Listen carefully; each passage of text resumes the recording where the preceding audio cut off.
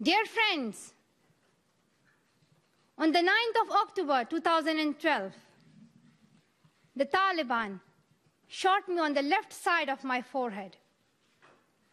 They shot my friends too.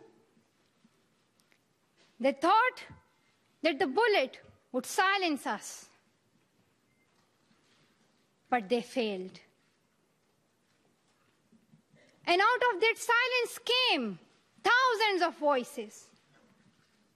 The terrorists thought that they would change my aims and stop my ambitions. But nothing changed in my life except this. Weakness, fear, and hopelessness died. Strength, power, and courage was born.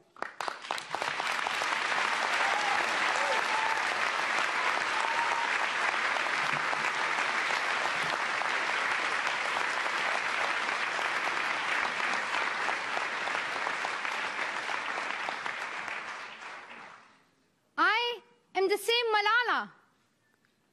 My ambitions are the same. My hopes are the same. And my dreams are the same. Dear sisters and brothers, I'm not against anyone. Neither am I here to speak in terms of personal revenge against the Taliban or any other terrorist group. I'm here to speak up for the right of education of every child.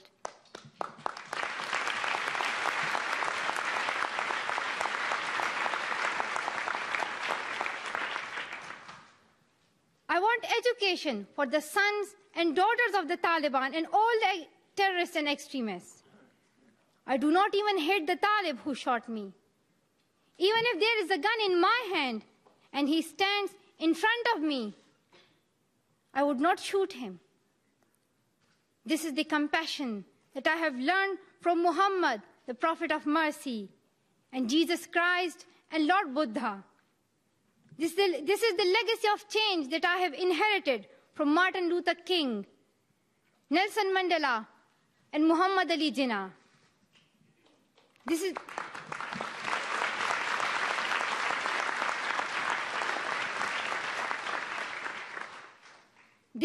the philosophy of non-violence that I have learned from Gandhiji, Bacha Khan, and Mother Teresa. And this is the forgiveness that I have learned from my father and from my mother. And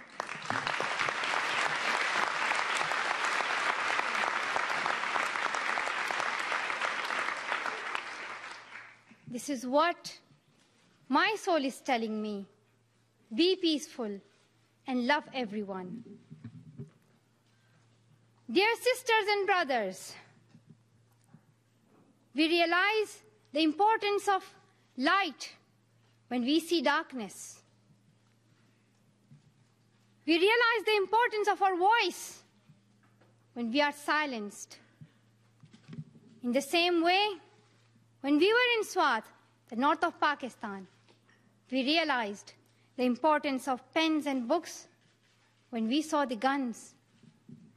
The wise saying, "The pen is mightier than sword," was true. The extremists were and they are afraid of books and pens. The power of education frightens them. They are afraid of women. The power of the voice of women frightens them. And that is why they killed 14 innocent students in the recent attack in Quetta. And that is why they killed female teachers and polio workers in Khyber Pakhtunkhwa. That is why they're blasting schools every day, because they were and they are afraid of change, afraid of equality that we will bring into our society. And I remember that there was a boy in our school who was asked by a journalist, "Why are the Taliban against education?" He answered very simply by pointing to his book. He said, "A Talib doesn't know what is written inside this book."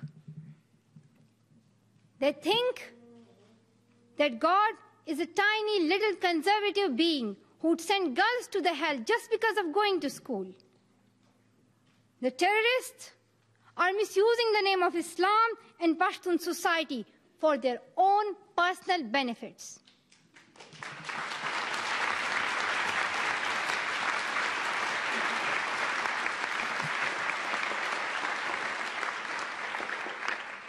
Pakistan is a peace-loving democratic country. Pashtuns want education for their daughters and sons. And Islam is a religion of peace, humanity, and brotherhood. Islam says it's not only each child's right to get education, rather it's their duty and responsibility. Honorable Secretary General, peace is necessary for education. In many parts of the world, especially Pakistan and Afghanistan, terrorism, wars, and conflicts stop children to go to their schools. We are really tired of these wars.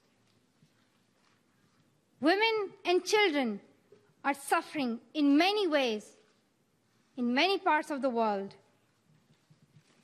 In India, innocent and poor children are victims of child labor.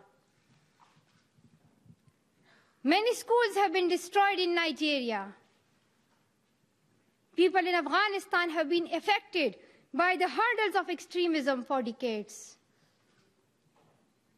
Young girls have to do domestic child labor and are forced to get married at early age. Poverty, ignorance, injustice, racism, and the deprivation of basic rights are the main problem faced by both men and women. Dear fellows, today I'm focusing on women's rights and girls' education because they're suffering the most. There was a time when women social activists asked men to stand up for their rights, but this time we will do it by ourselves.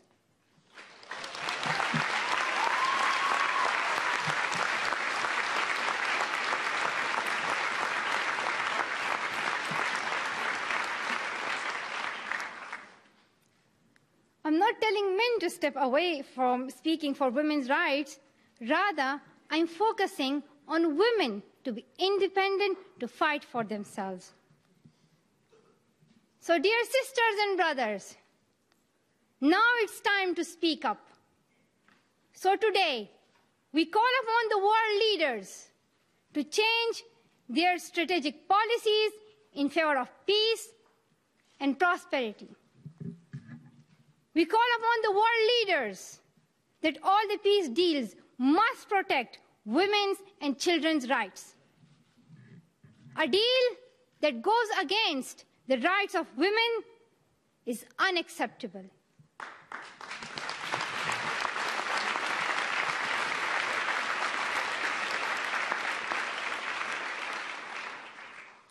We call upon all governments to ensure free, compulsory education all over the world for every child.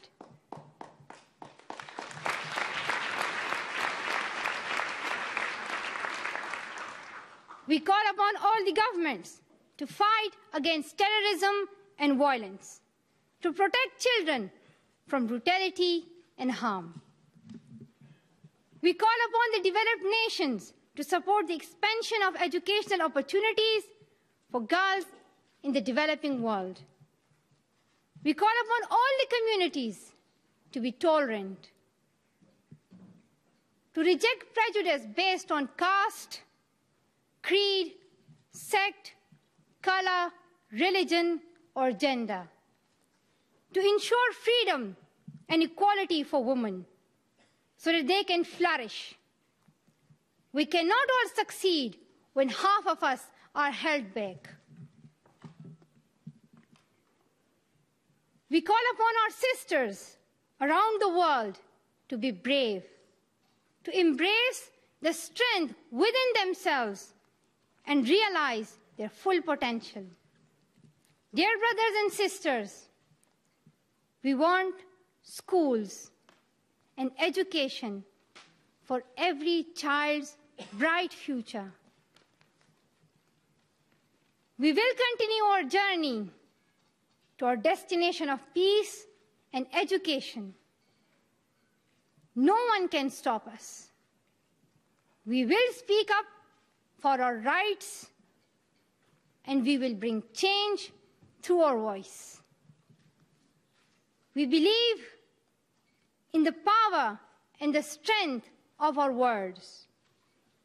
Our words can change the whole world because we are all together, united for the cause of education. And if we want to achieve our goal, then let us empower ourselves with the weapon of knowledge.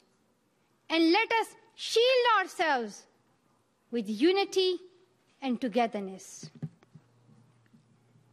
Dear brothers and sisters, we must not forget that millions of people are suffering from poverty, injustice, and ignorance. We must not forget that millions of children are out of their schools. We must not forget that our sisters and brothers are waiting for a bright, peaceful future. So let us wage a global struggle against illiteracy, poverty, and terrorism. Let us pick up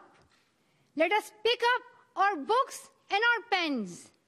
They are our most powerful weapons.